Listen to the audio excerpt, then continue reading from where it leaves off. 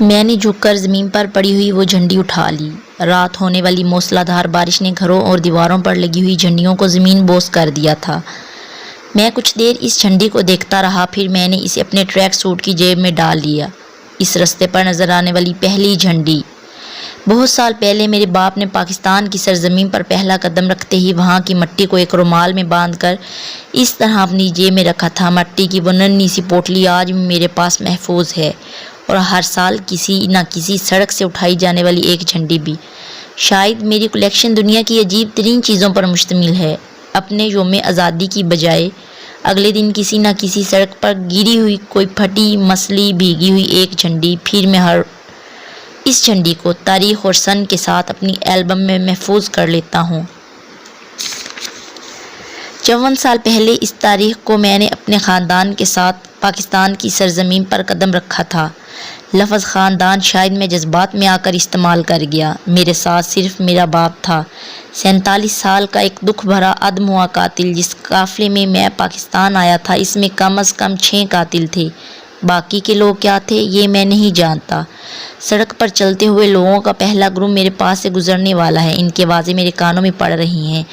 2025 تک پاکستان تقسیم ہو جائے گا۔ پچھلے 3 سالوں سے امریکن تھنک ٹینک یہی رپورٹ دے رہے ہیں۔ ان کے اندازے صحیح ثابت ہو رہے ہیں۔ 2025 تو بہت دور ہے۔ جس طرح کے حالات ہیں یہ کام تو اس سے پہلے ہی ہو جائے گا۔ لوگوں کا میرا ہم عمر گروپ اب میرے پاس سے گزر رہا ہے۔ ہم نے سر کے اشارے اور مسکراہٹوں سے سلام و دعا کا تبادلہ کیا اور ایک دوسرے کے پاس سے گزر گئے۔ 2025 میں پاکستان ٹوٹ جائے گا، کیا نصاب کا جملہ میرے ذہن میں اٹک گیا۔ میں 14 سال کا تھا جب میں اپنے باپ کے ساتھ پاکستان آیا۔ ہندوستان کی تقسیم کے بعد باپ کا تعلق پٹیالہ سے تھا۔ وہ ذمہ دار تھا۔ 3 بہنوں اور 2 بھائیوں پر مشتمل ہمارا گھرانہ اس علاقے کے بہت کم مسلم گھرانوں میں سے ایک تھا۔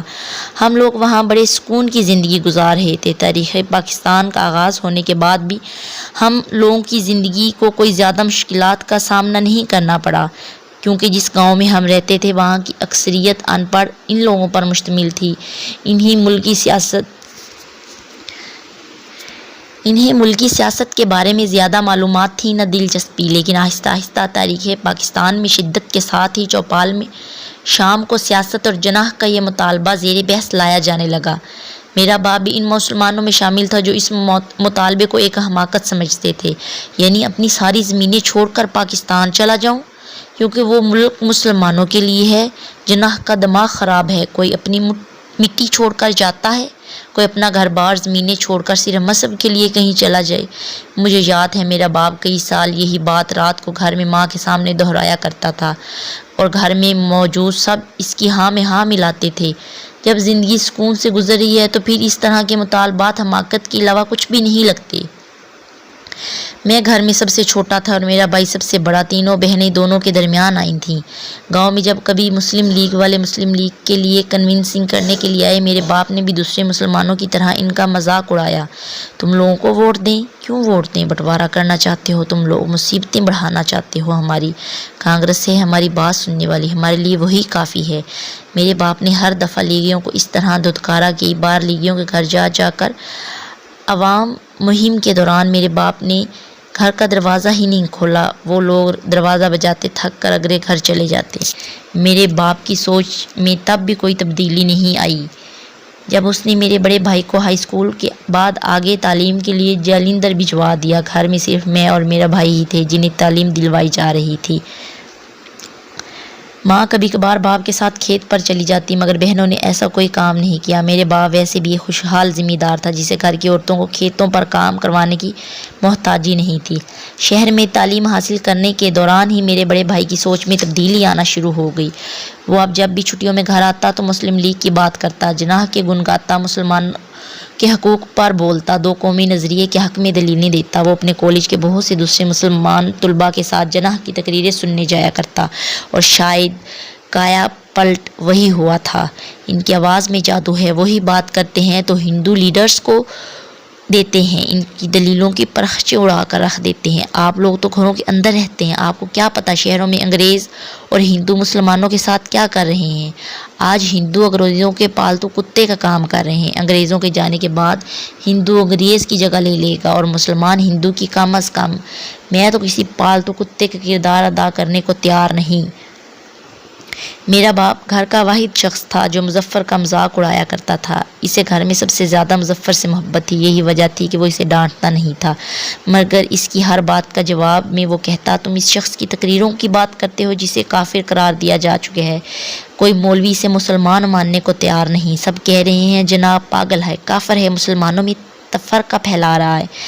میں تو ان لوگوں کی بات سنوں گا اور اسی پر عمل کروں گا، جناح کی نہیں۔ میرے باپ کی ایک ہی رٹ ہوتی، چوپال میں اب سیاست پر ہی بات ہوتی تھی، ہندوستان کے مستقبل کے بارے میں بحثیں ہوتی، مسلم لیگ اور کانگریس کے بارے میں بات ہوتی، گاندھی، نہرو، مولانا عبدالکلام آزاد اور جناح جوہر اور لیاقت علی خان کا موازنہ کیا جاتا، مسلم لیگ اور اس کے لیڈر کو گالیاں دی جاتی۔ 1940 کا عشرہ چل رہا تھا، میری بڑی بہن کی منگنی میرے ماموں زاد کے ساتھ ہو چکی تھی، کچھ عرصہ تک شادی ہونے والی تھی، پھر میرے ماموں زاد نے پنجاب یونیورسٹی میں داخلہ لے لیا، شادی ملتوی ہو گئی، طے یہ پایا وہ تعلیم مکمل کر کے پھر شادی کرے گا۔ انہی دنوں پنجاب کے کچھ علاقوں میں مسلمانوں کے خلاف بڑے پیمانے پر قتل و غارت کی گئی۔ ہاں، تو جو لوگ غلط کام کرتے ہیں ان کے ساتھ ایسا ہی ہوتا ہے۔ یہ لوگ کیوں مسلم لیگ کے گماشتے بنے پھرتے ہیں؟ نہ یہ مشتعل کرنے والے کام کریں، نہ مارے جائیں۔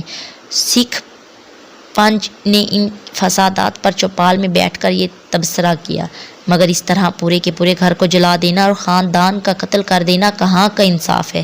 قتل تو نہیں کرنا چاہیے، وہ جو بات کہتے ہیں سن لیں، ایک کان سے سن کر دوسرے کان سے نکال دیں، لیکن مار دینا یہ بات ٹھیک نہیں ہے۔ پہلی بار میرے باپ نے چوپال میں بیٹھ کر ایسی بات کہی، کیونکہ انصاف نہیں ہے، یہ فسادی لوگ ہیں، ان کے ساتھ ایسا ہی ہونا چاہیے، بٹوارا کرنا چاہتے ہیں، یہ گھر میں دیوار اٹھا دینا چاہتے ہیں۔ ٹھیک، اگر ایسوں کو مارا۔ پنجاب میں بیٹھے ہوئے ایک ہندو نے کہا، وہاں بیٹھے سب لوگوں نے اس کی ہاں میں ہاں ملائی۔ میرا باپ خاموش ہو گیا۔ چوپال میں پہلی بار میرے باپ کو اس کے بیٹے کی سرگرمیوں پر سرزنش کی گئی، میرا باپ خاموش رہا، وہ کیا کہہ سکتا تھا؟ الزامات سچ تھے۔ اس رات گھر آ کر اس نے پہلی بار میرے بھائی کو ڈانٹا، نہیں ابا، یہ زندگی اور موت کا مسئلہ ہے، اس بار گھر میں نہیں بیٹھ سکتا۔ اس بار اگر مسلم لیگ کے ساتھ الیکشن میں وہ سب کچھ ہوا جو پچھلے الیکشنز میں ہوا تھا، تو اتنی بری طرح ہاری جس طرح پچھلی بار ہاری تھی، ہم سب کچھ ہار جائیں گے۔ آج جو لوگ جناح کو کافر کہتے ہیں، وہ کل جناح کا ہاتھ چوما کریں گے، اس کا مزار بنا کر اس پر فاتحہ پڑھا کریں گے۔ جو لوگ آج پاکستان کے مطالبے کو ذہنی فطور کہتے ہیں، اسے گالیاں دیتے ہیں، وہ کل اسی پاکستان میں پناہ کے لیے بھاگیں گے۔ جناح کافر نہیں ہے، وہ پریکٹیکل مسلمان ہے، مولویوں کی طرح دین کی بات نہیں کرتا، دین پر عمل کرتا ہے۔ میرا باپ بول نہیں سکا، اس کے بعد کبھی بھی میرے باپ کے سامنے کوئی بھی نہیں بول سکا۔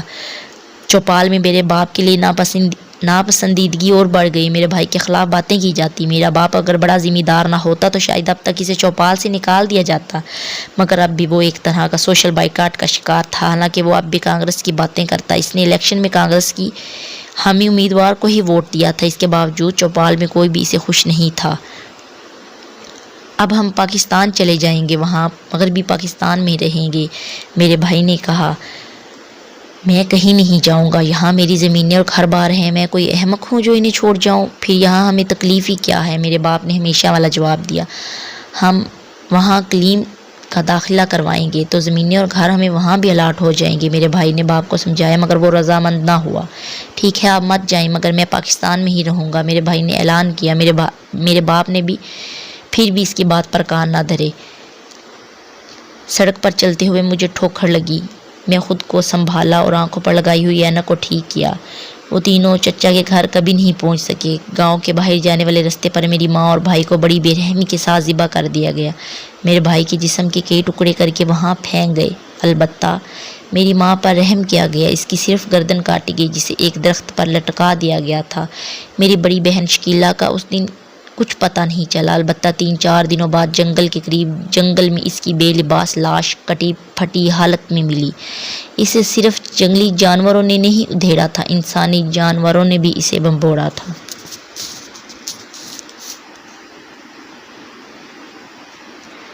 اب ہلکی ہلکی ہوا کچھ تیز ہو گئی، بادل پہلے سے زیادہ گھنے ہو گئے تھے۔ سامنے سڑک پر دو ٹین ایجرز لڑکے جوگنگ کرتے ہوئے آ رہے تھے، پچھلی رات کے کسی نہ کسی انڈین پروگرام یا انڈین مووی اسٹار کو ڈسکس کرتے۔ آج بھی ان کا موضوع یہی تھا۔